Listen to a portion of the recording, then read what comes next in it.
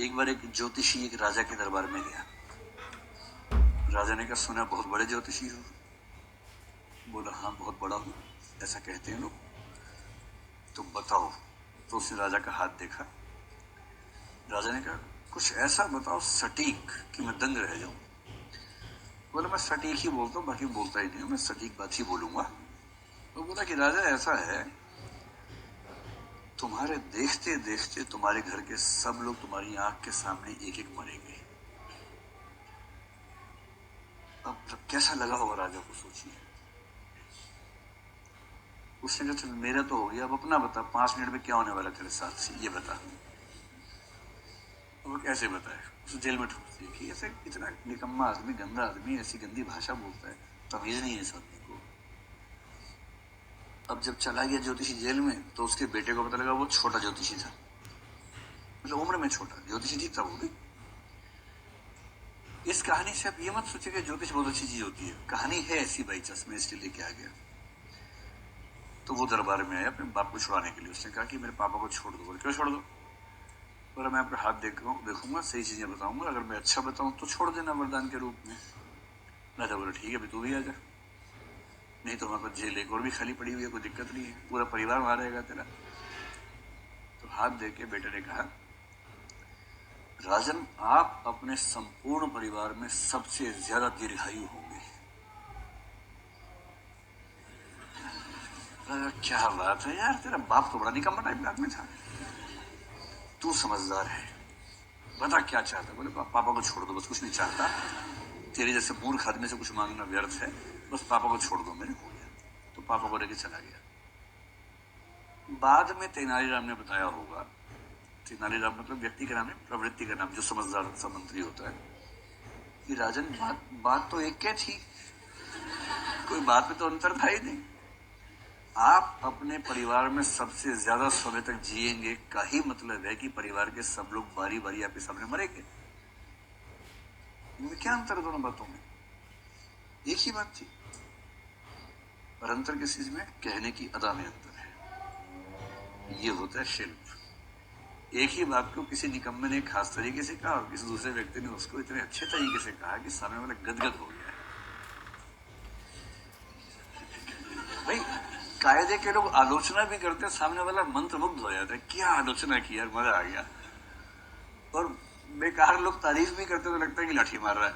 तो ध्यान रखिए, कहने की शैली, अदा होनी चाहिए। अब इस अदा को लाने के बहुत तरीके होते हैं, जिसमें अलंकार भी हैं, बिंब हैं, प्रतीक हैं, सब शब्द आपके नोट्स में आ रहे होंगे।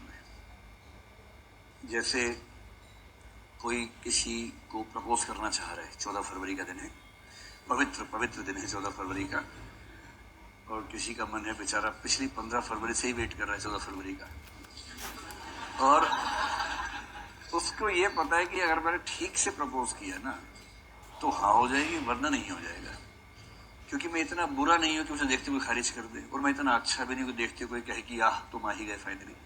ऐसा नहीं, डिपेंड करेगा परफॉर्मेंस पे कि मैं कैसे प्रपोज करता हूं। अगर वो परफॉर्मेंस ठीक रही प्रपोज करने की तो हाँ हो सकती है, वरना ना तो होना है ही। अब कैसे अपनी बात कहे, तो आप देखेंगे कि प्रपोज करने के 1000 तरीके डेवलप हुए साहित्य की दुनिया में। इसीलिए एक फिल्म आई थी, इसका नाम था लक्ष्य। लक्ष्य में हीरो हीरोइन से कह रहे, तो हीरोइन कह रही कि ना यार, तुम यही बात किसी और अदा से कहते तो अच्छा होता। सुना आपने, वो शिल्प का अभ्यास करवा रही है। नायिका बताना चाह रही है कि शिल्प क्या होता है। जो मैं आपको बता रहा हूं अभी ना, वो उसने फिल्म में बता दिया था पहले से। इसी बात को घुमा फिरा के कहते, ऐसे कहते, वैसे कहते तो अच्छा होता। भैया कोई जाके किसी से बोले, मैं तुझसे प्यार करता हूं, लग रहा है कि जीएस का आंसर सुना रहा है जैसे, कोई दम नहीं आ रहा ना, क्या तरीका प्यार करता हूं। अरे स्टाइल से कहो। तो कुछ लोग स्टाइल से क्या, जैसे हिंदी फिल्मों में ऐसा स्टाइल खूब दिखता है, एक नायक नायिका से कह रहा है, मैं चाहता हूं कि तुम मेरे बच्चों की मां बनो। अब इसमें निहित है कि विवाह करना चाहता हूं, है ना। विवाह का प्रपोजल सीधी भाषा में न देकर घुमा के एक भाषा में दे दिया। अब नायिका को लग रहा है कितना क्रिएटिव आदमी है, कम से कम बात तो ठीक तरीके से कर पा रहा है। ये एक ने सुन लिया, अब वो दूसरे के पास गया, दूसरा व्यक्ति मतलब गया अपने प्रस्ताविका के पास।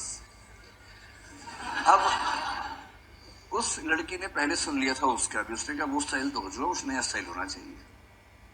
वो क्या करे बेचारा, तो उसने कहा मैं चाहता हूं कि तुम्हारे बच्चों का पिंडदान मेरे बच्चे करें।